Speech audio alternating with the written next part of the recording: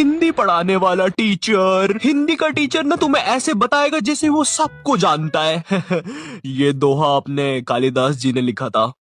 बड़े अच्छे इंसान है। सिंगाड़े का हलवा बहुत पसंद था उनको। बिल्कुल ऐसे बताएगा जैसे कालिदास इसके मामा का लड़का लगता है और दोनों ने 100 साल पहले साथ में ही कविताएं लिखी थी। अरे कालिदास कालिदास ये वाली कविता सुन जरा।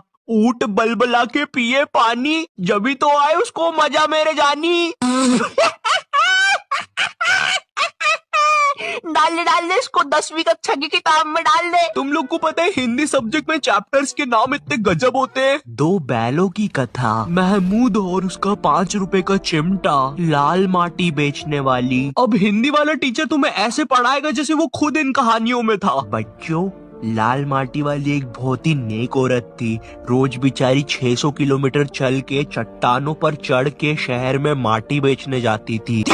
नहीं जानने यार लाल माटी के बारे में। ये लाल माटी होती क्या है? तुमने नहीं देखी लाल माटी आज तक? मैंने नहीं देखी। जैसे ही ये लड़की अपना जूता उतारती है उसका वजन अचानक 200 किलो बढ़ जाता है, क्योंकि इस दुनिया में एक ऐसा जादुई जूता मौजूद है जिसे पहनते ही इंसान दुनिया का सबसे खूबसूरत व्यक्ति बन जाता है। रानी उस जादुई जूते को पाने के लिए पिछले 200 सालों से एक जादुई सेब के पेड़ की देखभाल कर रही थी ताकि वो हमेशा जवान बनी रहे। आखिरकार पेड़ में पहला जादुई सेब चमकते हुए जूते में बदल जाता है। रानी जैसे ही उन जूतों को पहनती है उसका शरीर फिर से जवान बनने लगता है, लेकिन सिर्फ 10 सेकंड के अंदर ही उसका असर खत्म हो जाता है। रानी को समझ आ जाता है कि वो इतनी बूढ़ी हो चुकी है कि जूते उसका पूरा भार झेल ही नहीं पाए। गुस्से में वो महल छोड़कर चली जाती है। फिर रात होते ही उसकी सौतेली बेटी चोरी छिपे महल में घुस जाती है। वो कुछ और ढूंढने आई थी, लेकिन तभी उसकी नजर सबसे चमकदार और खूबसूरत सेब पर पड़ती है। उसी समय रानी उसी कमरे की ओर आ रही होती है। जैसे ही दरवाजा खुलता है तभी एक तेज रोशनी चमकती है और वो देखती है कि उसकी सौतेली बेटी अब पहले से कहीं ज्यादा सुंदर बन चुकी थी और उसने जादुई जूते पहन लिए थे। ये देखकर रानी तुरंत अपनी शक्तियों से उस पर हमला करने की कोशिश करती है।